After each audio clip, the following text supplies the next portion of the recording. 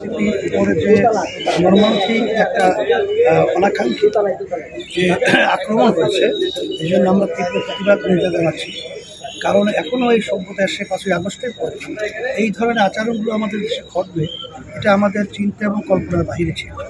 আমরা অন্তর্বর্তীকালীন সরকার সহ প্রশাসনকে বলবো, আপনাদের দায়িত্বের ব্যাপারে আপনারা সচেষ্ট হবেন এবং এই যারা নাকি দেশ বিরোধী এবং যারা নাকি দেশের টাকা পাচার করেছে, মানুষকে খুন করেছে, এরা যেন বাংলাদেশের ভিতরে মাথা উঁচু করে দাঁড়াতে না পারে, এ ব্যাপারে আপনারা আপনাদের দায়িত্ব যতটা পালন করবেন। আর আমি অন্য রাজনৈতিক দল সবাইকে বলব যে আমরা যারা বিশেষ করে জুলাই এবং আগস্টের এই অভ্যুত্থানে যারা আমরা একাকার হয়ে কাজ করেছিলাম, আমাদের পক্ষ যেন দেশের সাথে নষ্ট না হয় সে ব্যাপারে আমরা সবাই সচেষ্ট থাকবো এবং আমরা সবাই আন্তরিকভাবে লক্ষ্য রাখবো। আপনারা সাংবাদিক ভাই সহ সবাইকে ধন্যবাদ জানাচ্ছি। গতকালকের ঘটনা আইনশৃঙ্খলা বাহিনী যাবে আর ওখানে স্পর্শকাতর একটা জায়গা গোপালগঞ্জ, আইনশৃঙ্খলা বাহিনী আরও তাদের দায়িত্বটা আরও ভালোভাবে পালন করার ব্যাপারটাই আমরা আসলে চিন্তা করছিলাম এবং সে ব্যাপারে আমরা দুর্বলতা দেখেছি।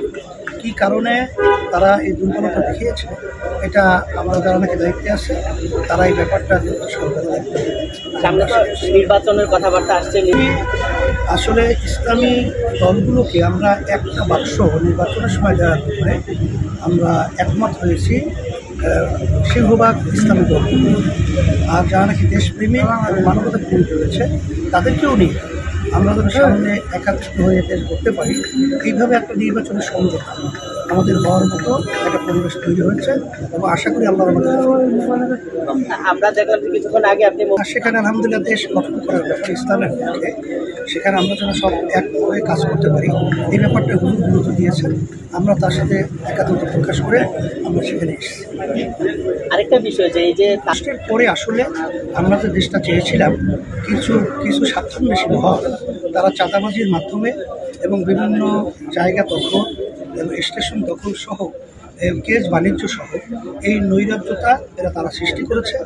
কে বা কারা এটা তো আমাদের কাছে সকলের কাছে পরিষ্কার। আর সে ব্যাপারটা তো আমরা যৌক্তিক আলোচনা সমালোচনা এটা করতেই হবে। এটা যদি না হয় তাহলে তো দেশ সুন্দর একটা পরিবেশ থাকবে।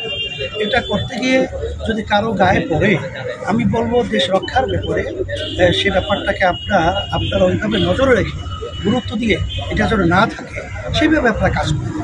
এখন আমরা পিআর পদ্ধতিতে নির্বাচন চেয়েছি, এখন আমাদের দেশ গড়ার ব্যাপারে এটা আমাদের সুন্দর একটা আমরা মনে করছি। আপনাদের পদ্ধতি আগের নিয়ম আপনারা বলেছেন, কিন্তু আগের নিয়মে নির্বাচনে সেখানে তো রাতের ভোট দিনের ভোট রাতে হয়েছে, সেখানে তো জনগণ ভোট দিতে পারে নাই এবং ফ্যাসিস্ট চরিত্রের সরকার তৈরি হয়েছে, এককভাবে দেশ পরিচালনার দায়িত্ব নিয়েছে।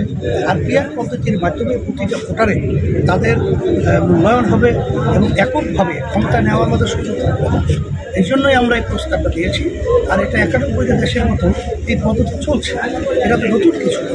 এটা বলায় যদি কেউ তার গায়ে বাঁধে, এটা আমরা বলবো যে ব্যক্তি দলের চেয়ে দেশের স্বার্থটাকে আমরা অগ্রাধিকার দেওয়ার ব্যাপারে অনুরোধ করছি।